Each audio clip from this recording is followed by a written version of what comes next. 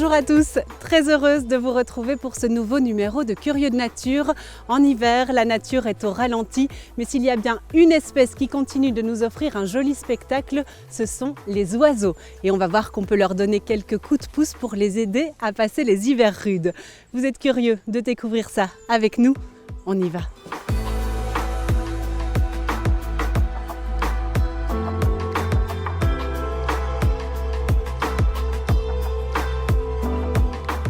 Bonjour Pascal. Bonjour. Pas facile d'observer les oiseaux en hiver? C'est pour ça qu'on a des jumelles, donc ça dépend où on veut les observer. Si on veut observer les volées d'oiseaux qui sont un peu plus loin, on utilise des jumelles. Sinon, on peut tricher et on installe un nourrissage. À ce moment-là, on peut les observer beaucoup plus facilement et de plus près.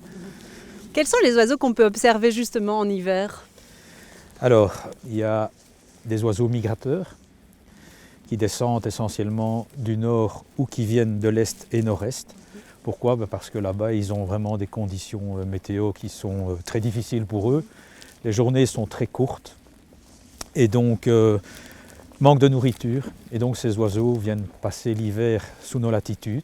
C'est essentiellement, donc l'hiver, c'est essentiellement des granivores, puisque les insectivores, eux, sont partis plus tôt. Sont partis généralement déjà à partir du 15 juillet, les premiers insectivores partent. Et alors à partir de octobre-novembre, à ce moment-là arrivent les oiseaux granivores, donc qui mangent des graines. Donc ça veut dire que par exemple les petites mésanges qu'on voit dans nos jardins, ce ne sont pas les mêmes que celles qu'on voit l'été dans le jardin aussi, parce qu'elles sont déjà sans doute descendues un peu plus bas vers le sud. Ça dépend des conditions météo. Donc c'est vrai que les populations de mésanges augmentent pendant l'hiver, parce qu'on a cet apport qui vient du nord ou de l'est. Si les conditions sont clémentes chez nous, les oiseaux qui sont nés chez nous n'ont pas de raison de descendre beaucoup plus bas. Maintenant, c'est vrai que grâce au bagage, on a pu observer que si on a des conditions aussi rudes l'hiver, les oiseaux descendent dans le sud de l'Espagne généralement.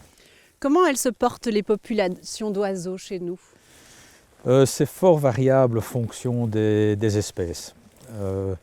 Des espèces qui se maintiennent bien, des espèces où c'est beaucoup plus compliqué. On va prendre le cas des rapaces par exemple. Les rapaces se portent beaucoup mieux qu'avant. Ils sont en légère augmentation. Par contre, tous les oiseaux qui sont inféodés à la campagne se portent nettement moins bien.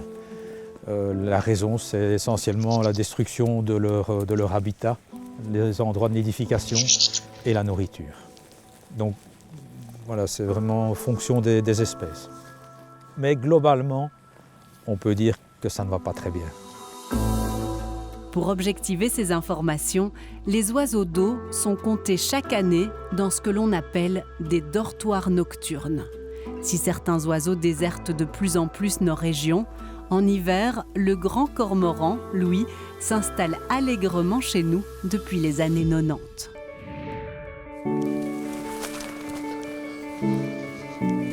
À quelques encablures du confluent des deux Ourthes, le calme règne en cette saison à Nizramont. Mais plus la fin de la journée se profile, plus un cri vient rompre la quiétude des lieux. Ce cri, c'est celui du grand cormoran. L'oiseau niche à proximité de la Baltique mais descend sous nos latitudes pour passer l'hiver. Nizramont est un des dortoirs les plus importants et le plus stable de la région. On y recense chaque année une centaine d'individus depuis l'hiver 99-2000. On peut aller tranquillement le long de l'eau. Ouais, on la voit de l'autre côté. Chaque année, on évalue un petit peu, il y a un comptage qui est réalisé pour voir un petit peu l'évolution des populations du dortoir ici à Nizramont. Il faut un peu de patience, ça dure généralement 2-3 heures. Venir plutôt en fin de journée, au moment où les cormorans reviennent au dortoir. Et donc le but est de compter aux jumelles les individus qui sont présents, en essayant de distinguer les adultes et les jeunes qui vont avoir un plumage, un ventre beaucoup plus clair, un plumage noir-brun. Au fur et à mesure des années, ils vont muer pour avoir un plumage entièrement noir et un noir beaucoup plus sombre. Et pour l'instant, on est donc au mois de janvier. Les adultes qui vont nicher commencent à avoir un plumage nuptial, comme on dit, avec une tache blanche qui apparaît au-dessus de la cuisse.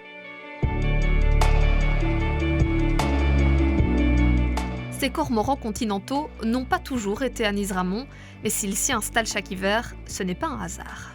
Avant, ces cormorans-là avaient un dortoir plutôt sur Mellereux-Othon et à force de faire les trajets jusqu'à Nice-Ramont, ils ont décidé de s'installer ici pour éviter une dépense inutile d'énergie, surtout qu'on est dans un lieu qui est très calme, pour les recherches de la quiétude et de la nourriture.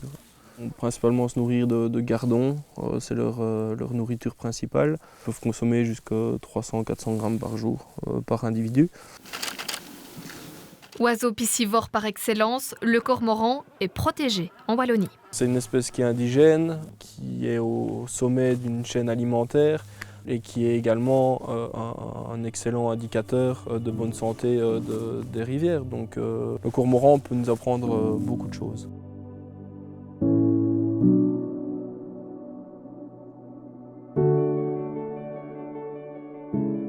Et il n'est pas le seul. Chaque année à la mi-janvier, les ornithologues des 4 coins de l'Europe recensent tous les oiseaux d'eau. Ces comptages nous révèlent bien des choses sur notre environnement. Ça, c'est le cygne tuberculé. Donc, c'est un des 3 espèces de cygnes d'Eurasie. Et ces oiseaux-là, ils font partie du comptage. Et ils font partie du comptage. On compte aussi bien les oiseaux indigènes réels en Europe que les exotiques, parce que ça nous permet d'évaluer le développement de risques éventuels de concurrence entre les espèces. Ces comptages nous permettent d'évaluer l'importance des effectifs globaux d'espèces et de savoir si finalement elles sont en bon état de conservation ou pas. Et donc ça peut amener des signaux d'alerte lors de dégradation, savoir que ça signifie peut-être bien que des habitats vont moins bien ou que le climat évolue. Au niveau du climat, on sent une évolution avec de moindres revenus sous nos latitudes des oiseaux d'origine nordique maintenant. Ce sont des signaux qu'il faut pouvoir interpréter. Des données recueillies simultanément à l'international qui, d'année en année, s'avèrent révélatrices du changement climatique.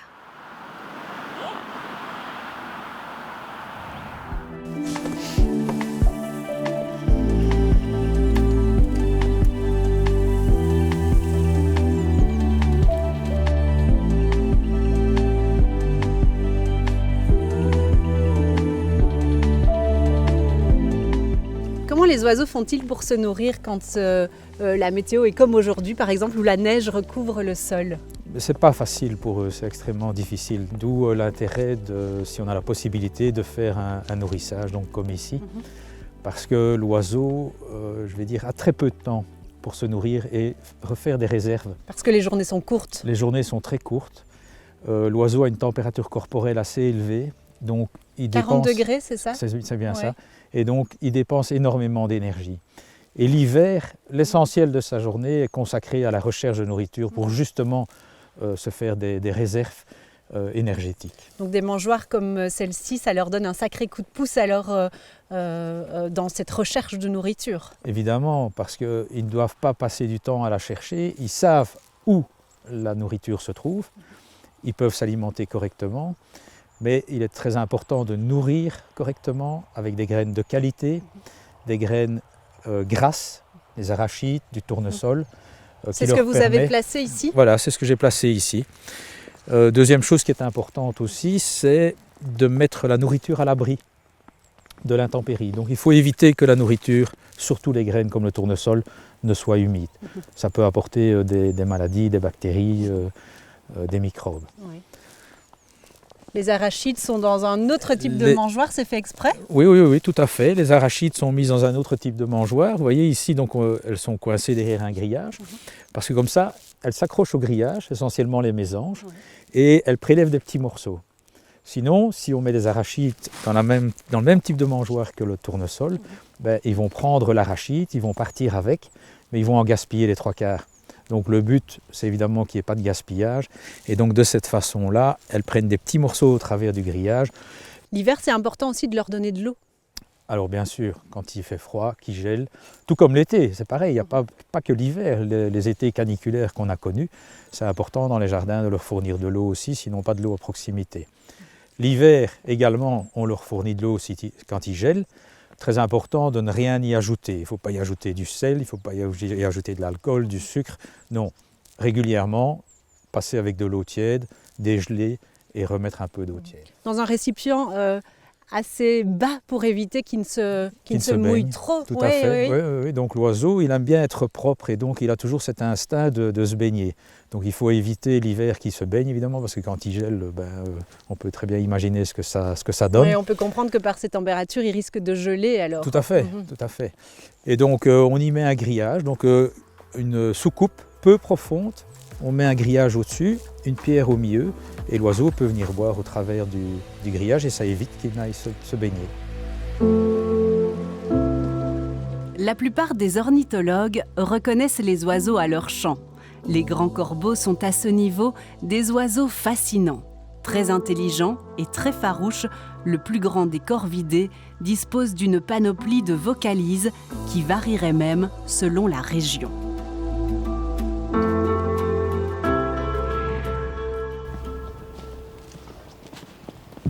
On est ici à la réserve naturelle du Bec du Feilly, dans la commune d'Oufalise. C'est un endroit extraordinaire pour observer la nature. Mais vous êtes un passionné de grands corbeaux. De grands corbeaux, en effet. Je peux les observer de près depuis la construction de l'affût ici, et ça remonte à peu près à une dizaine d'années. J'ai fait cet affût ici avec un miroir Santin qui permet d'observer les grands corbeaux. On peut organiser un charnier, soit avec des bêtes trouvées, tuées par la circulation, soit, comme aujourd'hui, des résidus de chasse qui sont apportés là. Et donc on peut observer alors les oiseaux, parce qu'il n'y a pas que les grands corbeaux, il y a aussi les rapaces, les corneilles, les pies, et on peut les voir autour de ce charnier s'alimenter. Et donc ça permet de comprendre un peu leurs rapports sociaux et la façon dont ils vivent. Donc c'est surtout des corneilles pour le moment. Ils sont d'une méfiance totale, hein. Ils sont très, très prudents, très craintifs. Et ils se posent loin du charnier. Et puis à un moment donné, je croise les doigts, ils viendront tous sur la viande. Mais ça prend du temps. Ils sont un peu partout dans les arbres, hein. Et on les entend klaxonner là dans le bois. Ils se communiquent certainement. En fait, il y a un moment donné où ils vont donner un signal en disant il n'y a plus de danger, on peut y aller. Il a une variété de cris et de vocalises tout à fait impressionnante. Les chercheurs estiment qu'on doit recenser à peu près 80 vocalises différentes. Et j'ai essayé, mais c'est d'une difficulté infinie, de comprendre ou de remettre en contexte chacune de ces vocalises. C'est très compliqué à comprendre. Alors il y a des imitations aussi, des imitations. J'avais déjà remarqué très souvent qu'un des cris ressemblait extraordinairement à un aboiement de chien. J'ai lu des livres écrits par un chercheur américain et il avait fait ses observations au Canada. Et tous les cris étaient totalement différents de ce que j'entends ici. Et j'ai aussi remarqué que lorsque je regarde un documentaire animalier qui se passe au Yellowstone ou au Canada, je ne reconnais absolument pas les cris des grands corbeaux. Pourtant, c'est la même espèce. Il y a des cris innés, comme à chaque espèce, mais tout cela est probablement modifié, modulé, en fonction de la région dans laquelle vivent ces animaux. Et donc on peut parler véritablement de différences culturelles. Donc nos grands corbeaux parlent wallon. Je crois que parmi les oiseaux, nos oiseaux, on peut dire que le grand corbeau est le plus intelligent de tous. Regarde là, il se bagarre, une belle bagarre là. Ouh, regardez, les autres viennent. Prise de bec terrible. Ça sont tous des grands corbeaux. Le grand corbeau, c'est un oiseau tout à fait emblématique qui a disparu de Belgique à un moment. C'était un oiseau noir, un oiseau de malheur au Moyen-Âge et jusqu'au début du XXe siècle, on détruisait en masse tous les corvidés, et les grands corbeaux en particulier, et c'est ce qui l'a mené au bord de l'extinction. Ils se rapprochent, et à mon avis, dans pas longtemps, ils seront sur le charnier. Mais ils restent extraordinairement prudents. Vous voyez, ils avancent à pied. Alors, celui qui est le premier sur le charnier, c'est une corneille. C'est les premiers qui osent, c'est les corneilles. Et puis après, les grands corbeaux vont arriver, et les corneilles n'auront plus de place. Voilà un grand corbeau sur le charnier. il prend possession du charnier, vous voyez, et il commence à manger. Et ça veut dire que les autres grands corbeaux vont pouvoir venir. Et voilà. Et maintenant, on va avoir la curée. La curée, c'est quand ils sont tous dessus. Quand il y a un cadavre, c'est un des premiers à le manger, donc il nettoie la nature, il a un rôle essentiel dans ce domaine. Et certains membres d'Aves, dans les années 70, ont eu un projet tout à fait légal de réintroduction du grand corbeau en Wallonie, avec un succès remarquable. Il n'y en avait vraiment plus un, et on peut dire maintenant qu'il doit y avoir au moins quelques centaines de couples au sud du Sion-Sambre-Meuse, principalement en Gaume, en Ardennes et dans la partie luxembourgeoise de la Wallonie.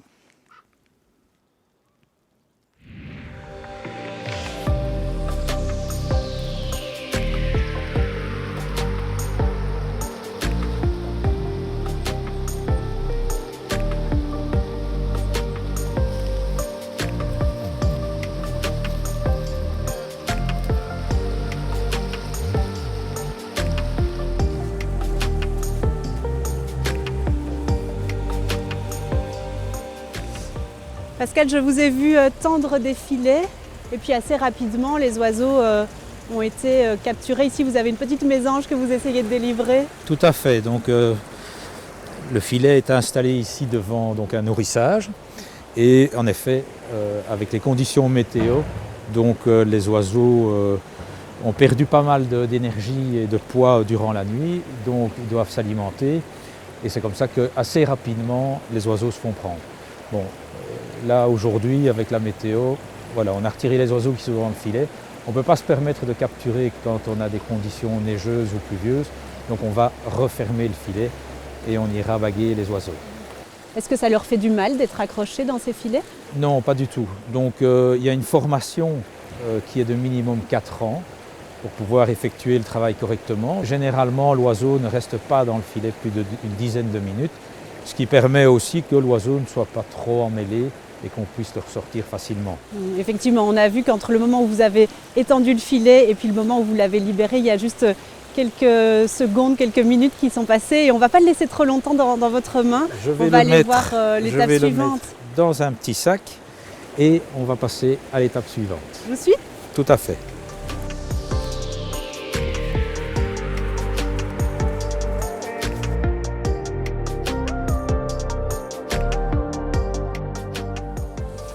Bon voilà, donc maintenant nous allons passer à l'étape suivante, donc le bagage des oiseaux, l'encodage en compagnie de Henri et Perrine. Bonjour. Bonjour. Alors donc on commence par sortir ces petits oiseaux des sachets dans lesquels ils étaient et qu'est-ce que vous allez faire? Donc de fait, les oiseaux sont placés individuellement dans un petit sachet, dans une semi-pénombre. De cette façon-là, ils restent calmes. C'est des sacs en tissu, donc les oiseaux ne sont pas abîmés, vous allez voir, les plumes sont impeccables. Donc on commence par leur placer une petite bague. C'est une bague en aluminium qui est ouverte et qu'on referme à l'aide d'une pince. Avec un numéro sur cette bague? Voilà, c'est une combinaison soit rien que de chiffres, soit de lettres et de chiffres. Ce numéro ou cette combinaison est unique dans le monde entier, ce qui veut dire que l'oiseau, ici au fur et à mesure que l'oiseau va passer à des étapes différentes. Moi, je vais encoder tous les paramètres. C'est sa carte d'identité, en fait, Exactement, cette bague. c'est tout à fait ça. Donc l'oiseau a un numéro comme sur une carte d'identité. Ça veut dire que cet oiseau, partout où il va aller, il va conserver cette bague. Et si des collaborateurs belges ou étrangers reprennent cet oiseau, on va savoir que l'on parle du même oiseau. Toutes ces données, elles sont importantes pour le recensement des oiseaux, pour connaître leur évolution, savoir comment les populations se portent? Tout à fait. Donc en fait, le but premier du bagage, c'est de faire un monitoring.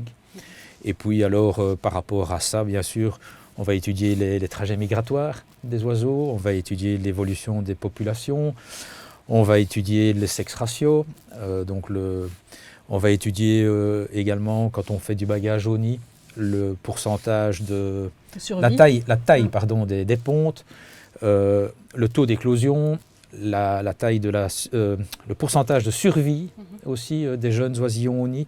Donc il y a toute une série d'études qui sont faites à partir du bagage. D'accord. Donc ici, tu m'as dit 2e année. Par contre, cet oiseau-là, on ne sait pas le sexer, parce qu'il n'y a pas de dimorphisme sexuel. D'accord. Voilà, et quand ceci est fait, que tout est encodé, il n'y a Vous plus allez qu'à la la relâcher. relâcher.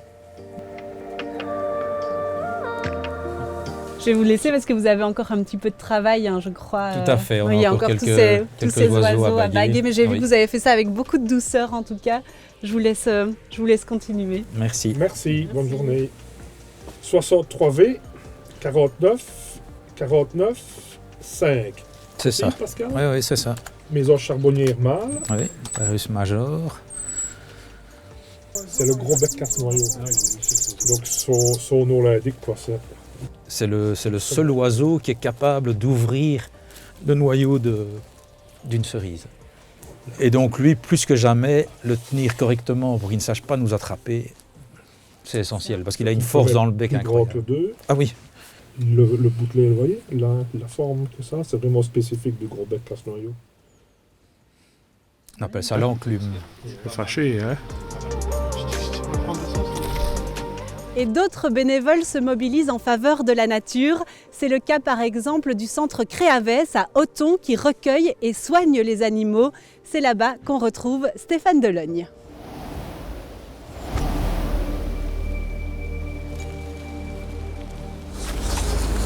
Bonjour à tous les curieux de nature. Aujourd'hui, je vous emmène dans un endroit qui me tient particulièrement à cœur. Une clinique pour animaux, un Créavès, celui d'Othon, où on récupère les animaux sauvages blessés par nos habitudes d'humains et où on les retape avant de les relâcher en pleine nature. Je vous fais découvrir ça tout de suite. Ce Créavès où nous nous trouvons, c'est une véritable clinique de revalidation pour la faune sauvage. Il y a derrière moi des hérissons qui hibernent et qui ont été dérangés pendant l'hiver. Il peut y avoir dans ces cages des blaireaux, des renards qui ont percuté une voiture. Il peut y avoir des oiseaux qui ont percuté des baies vitrées. En tout, c'est 1200 animaux sauvages qui rentrent chaque année dans cette clinique et plus de 3/4 qui sont rendus à la vie sauvage. Et on va tout de suite vous faire rencontrer les formidables gestionnaires de ce Créavès, Janine Denis et Philippe Brasseur. On aime la nature, tout simplement. On a envie de sauver les animaux, quoi. Quand on voit un animal blessé, on ne sait pas ne pas s'en occuper, quoi. Les journées sont longues en été. Hein. Les biberons, ça commence à 6h30, 7h et ça se termine à 22h. Dans cette activité-là que vous avez, la plus grosse satisfaction, c'est quoi? C'est de les voir repartir en liberté. Le relâcher, oui. Le relâcher. Oui. C'est l'aboutissement du travail, C'est quoi. la preuve qu'on a bien travaillé.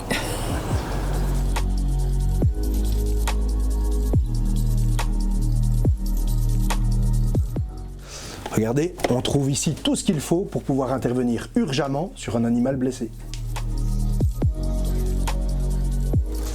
On se trouve ici devant les derniers pensionnaires qui ont heurté des vitres d'habitation. Ils vont devoir rester en observation, être nourris et pouvoir attendre avant de récupérer leur envol pour la vie sauvage. Mais tout cet investissement nécessite des bénévoles. Le centre Créavès a besoin de personnes qui apprennent la biologie des animaux et s'investissent dans une perspective longue. Ils ont également besoin de dons, alors n'hésitez pas et agissez pour la nature.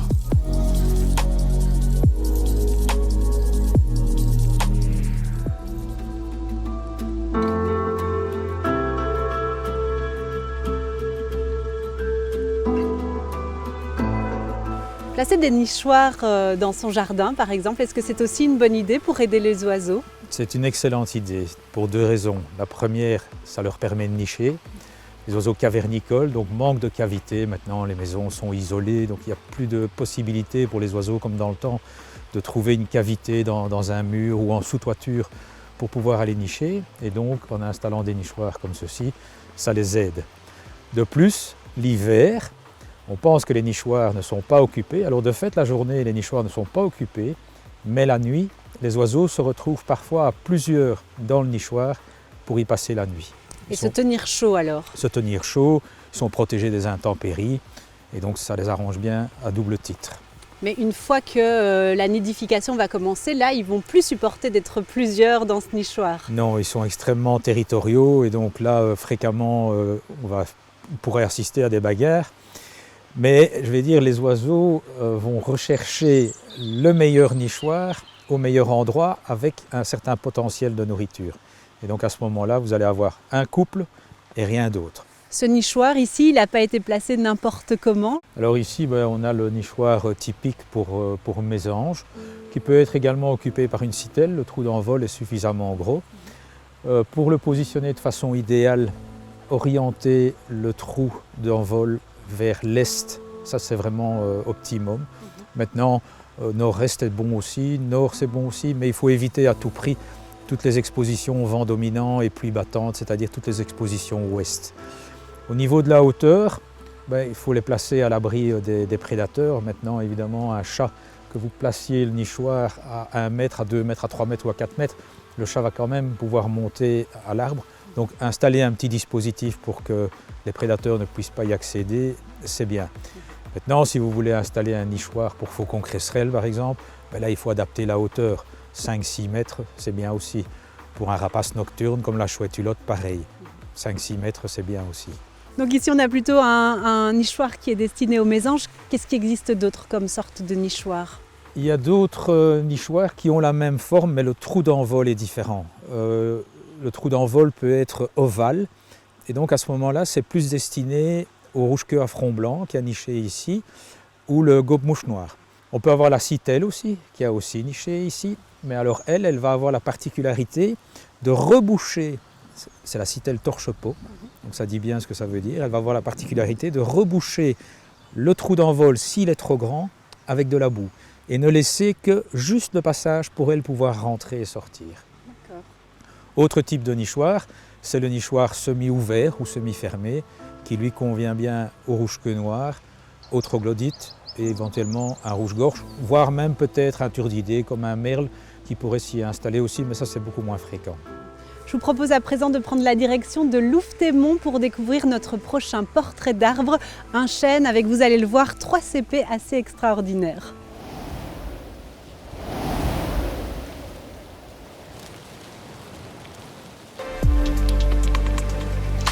Enraciné au centre de ce magnifique pâturage, je suis depuis toujours une oasis de fraîcheur pour les animaux et pour les hommes.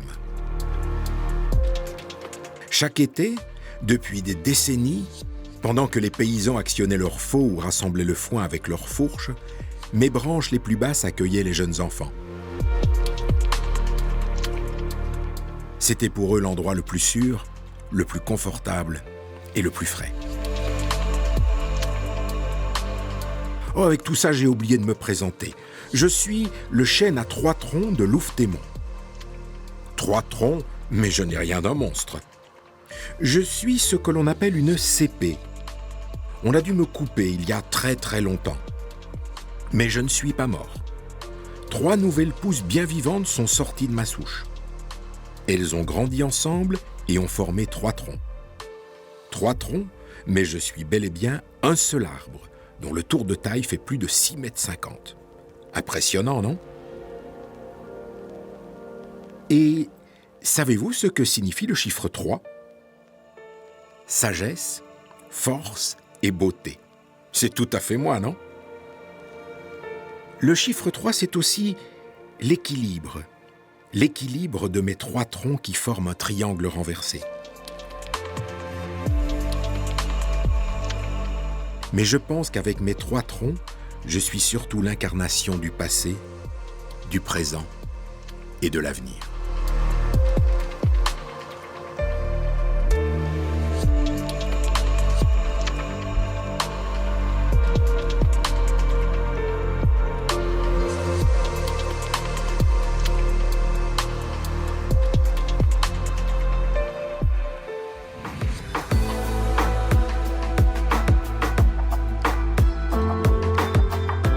Merci Pascal pour tous vos bons conseils, c'était super intéressant. C'est avec plaisir. On se quitte comme d'habitude avec les images que vous nous partagez sur notre groupe Facebook TV Luxe Côté Nature. À dans un mois, au revoir.